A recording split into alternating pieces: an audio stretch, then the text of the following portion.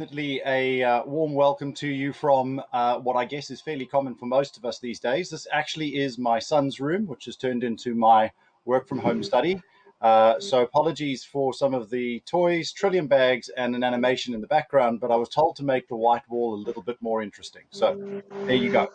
So thanks very much for joining us. It's great to be here. It's definitely a really momentous occasion and definitely something quite unique for all of us as a sector. So really looking forward to participating in the Chase Live event. And really today what I wanted to do is really just introduce one of our clients, Simon Gibbons, who's the head of IT at the Sword Association, a fantastic client of ours, and really an organization that not only do I personally feel a lot of affinity for in terms of what the Sword Association does, but also just a great story in terms of the preparation that they've been doing as an organization to make themselves more digital is a great story and quite relevant in terms of the current times that we find ourselves in. So, um, I think we'll probably we're going to hand it over to Simon shortly, and then we'll have a Q&A session at the end of that, where we'll hopefully be able to ask Simon some questions. You can ask me some questions, and we can hopefully get some debate and dialogue going. But really, without further ado, I'd like to hand it over to Simon Gibbons, head of IT at the Sword Association. Morning. Thank you, Alan. Welcome to my front bedroom, where I've been working for the past few months. I'm sure all of us have been working in some weird and wonderful locations during this interesting and challenging time. But we're not going to focus on that today, because I'm sure you've listened to lots of talks recently about the interesting and challenging and unprecedented times, and all those kind of words that we're probably a little bit sick of hearing. So, as Alan said, I'm Simon Gibbons. My role within the Sword Association is head of IT, and I've been with them for about 6 years. During that time, I've seen quite significant change with technology and our focus on digital. And part of today's talk is to talk about that, and then obviously answer any of your questions later on this morning. Just to give you a little bit of a background about the Sword Association and who we are and what we do, you may or may not be familiar with our work. You probably are familiar with organic products, and if you've ever bought any organic product in a supermarket, you probably will recognise the symbol associated with us. But interestingly, that's not the main part of who we are, because actually Sword Association certification is a business that we as the charity own. But at our core, we are a leading UK leading membership charity. We campaign for healthy, humane and sustainable food and farming. And that's our kind of key mission, really. So generally speaking, we're funded through membership. It's one of our key drivers. So people pay us money to help us campaign for sustainable change in this country. We also obviously receive donations. We receive funding from sometimes from the government, big lottery, depending on different schemes. So yeah, generally a wide range of funding comes through to us as the Sword Association. So hopefully that gives you a bit of a background about the Sword Association and what we do. I think moving on to I guess the objective of what we wanted to talk to you about today, and a little bit about my view, really, and I guess in some ways not making it another kind of COVID-19 webinar or conversation, but it's interesting because in some ways that now affects everything, and it kind of affects everything that we do. I think the interesting thing for me, and having worked in IT and having worked in technology for quite some time, it feels for the first time probably in my career that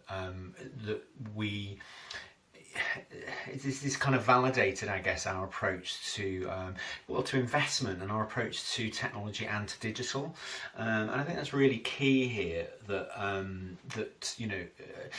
if we go back 12 months, and I guess within our organisation, I'd had a conversation about the amount of investment that we made and the amount of investment we continue to make in digital systems, in hardware, in kind of moving our kind of infrastructure, into a managed service, into the cloud, if you like. would have been a very different conversation to the conversation that we're having today. And I guess in some ways, we're now at a point where there's a real understanding about the justification around, I guess, my arguments about around that investment. The past 6 months have certainly, increased the appetite as an organisation to embrace the technology. I remember having a conversation 12 months ago about implementing Microsoft Teams. It was a difficult sell for me because there was a lot of pushback as an organisation as to the fact that we couldn't allow people to work from home, and we couldn't embrace this because people were so tied to the network drive that we always used and we always filled up with all sorts of stuff. And I'm sure this is a familiar story to all of you. And interestingly, we implemented Skype for Business as our telephony system about 2 years ago, and that's certainly allowed us to transition from office working to home working quite quickly. I mean, it was a really important part of our strategy. And again, for me, that was quite a difficult sell at the time, but it kind of saved our bacon ultimately. What I'm finding now, which is interesting, is that the business are coming back to me and saying to me, we want this, we need this. We're making a full transition to Microsoft Teams as an example, which we weren't planning on doing until next year. But we've ramped that up now because the business are telling me that that's what they want, that's what they need. And in some ways, my concerns are more around let's not move too quickly with it because we need to make sure that we plan and we think these things through. But we obviously are reacting to the way that we work at the moment. Our audience is quite mixed. So looking at our charity as an example, we have quite an elderly, we have an elderly population of supporters and donors and members, and there's always been a challenge as an organisation, of how we still communicate with our elderly community, with the people that are our traditional givers, because we've always kind of been slightly resistant to an understanding that somebody that, say for instance, in their 80s would respond well to a digital communication, and being very, very traditional in our approach to that. So it's always been a letter or a campaign sent by post, and we still have to do that, and we still need to mix that up. But obviously we also need to understand that we need to grow our membership, we need to grow the interest in a younger generation.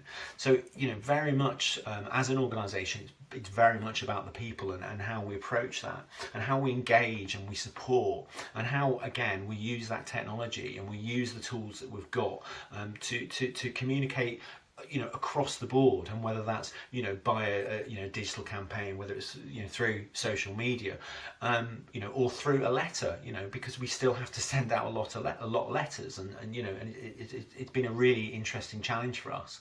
For many years we've run a campaign in September called Organic September, which we started a couple of days ago, and that's always predominantly been run through our certification business.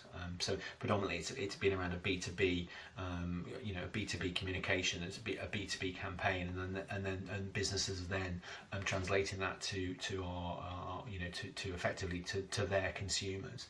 We've changed the approach to that, and I think part of the way that we're working now has been a reflection on how we do that.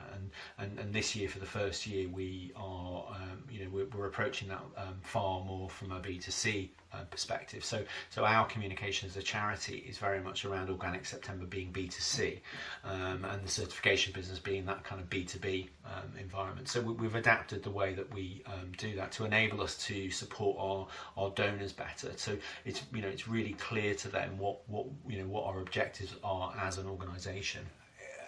One of the questions that I get asked a lot is how we maintain and we create a kind of digital culture as an organisation. And I quite often say it's not about the technology, it's about the people.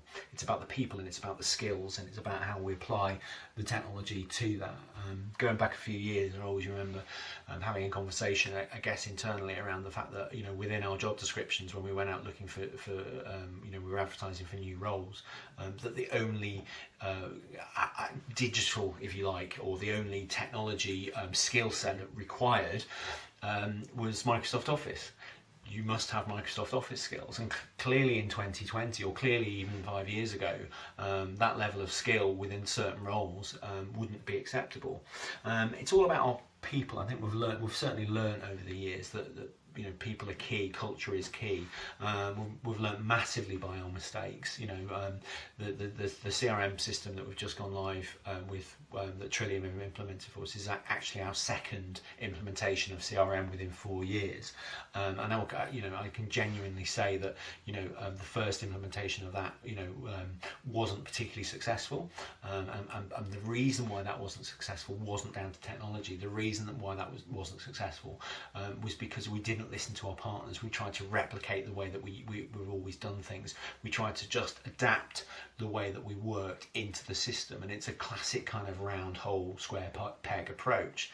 And it's interesting now working with Trillium, because they really challenge us, and they really challenge the way that we work.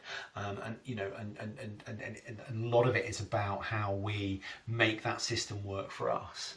We're a reasonably complex organisation because we're the charity, and because we're a business, and because we have various different funded schemes that are ongoing.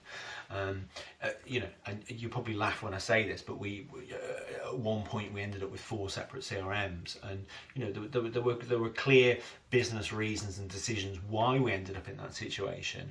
But it became quite challenging for us to understand our membership, our donation to our customers, our business, and all that kind of thing. We've recently been working with Trillium to go to the kind of next level of our kind of customer relationship management, which is what CRM ultimately stands for, and to improve our initial relationship with Dynamic CRM, and it's been quite successful in the 2 years that we've been working with them. Is to challenge us, is to really kind of go to us and say, why do you do it this way? Why do you want to work this way? Why do you feel that this is the best approach? Because again, as an organisation, we're very focused on what we do. We're very focused on we need to fundraise, we need to do this, we need to engage with people, we need to do this, we need to be able to do X, Y, and Z. And I think what Trillium have done is kind of have allowed us to kind of take a step back and say, okay, what's important? Where are the skills, and where are the processes that we need to focus on? So, really interesting question. How do we secure our future? So thinking about the way that we've approached our investment in technology in the past, and our relationships with partners that have been some successful and some not successful, I think kind of a couple of years into our kind of working partnership with Trillium, we understand much better now that this is about an ongoing journey. And I feel with our implementation of our new CRM system, which has only recently gone live, is that we're very much at that kind of minimum viable product stage, and we need to now plan on how we work with Trillium over the next few years to enable us to secure our future. I think it's really important that we help our team, and help our team have the right skills, the right training, all that kind of thing. But also allow us to focus on what's important to us, and and understand, and work with Trillium, to allow them to enable us to, realise, how we automate processes, and how we run our business better, how we, retain our customers, our members, the people that donate to us, the people that allow us to do what we want to do, how we grow, how we upsell, all that kind of thing, which is really, really key. And I quite often talk about Amazon as an example, and you might think Amazon is probably an odd choice for me to use working for an environmental charity. Amazon don't have the greatest record when it comes to to the environment, but what I would say is that they have an amazing understanding of data. They are one of the biggest businesses in the world, and the reason why they're one of the biggest businesses in the world is because it's all about data. It's not about the books or the the kitchen roll or whatever it is that you may buy from Amazon. That's not the business they're in. The business that Amazon are in is data, and it's about how they understand that data. And if we can just understand a small part of that by utilising the systems that we've got, and I know that may sound a little bit dramatic, but I guess as an example, we're trying to reach an audience, and we're trying to understand our audience, and we're trying to gain funding based on what people are interested in. And it's exactly the same way as if you go onto Amazon, you buy, you look at a toaster, and then for the next 6 weeks or whatever it is, you get an email in your inbox, or you get a notification saying, are you interested in, do you want to buy, do you want to sell? That's all about the data, and it's about understanding what we want as a consumer. And I think if we can just take a small part of that and look at that and reflect that into the way that we work, and then it will allow us to grow and succeed. I think our focus really is about how we make change and how we're impactful on the world, because we're a charity, we're not a business, but we also need to retain customers, we need to retain members, we need to be able to get our message out there, and the only way that we can do that is through funding. How do we grow that kind of giving pot, if you like, because there's not an infinite amount of money, and I suspect there's going to be less of it available over the next few years. So we just can't rely on our member income, and that's one of the reasons why we're looking at different ways to grow that member pot, if you like, or grow that income pot, and by investing in our future is ultimately how we'll succeed. Thanks for your time today. I hope that was useful, and obviously happy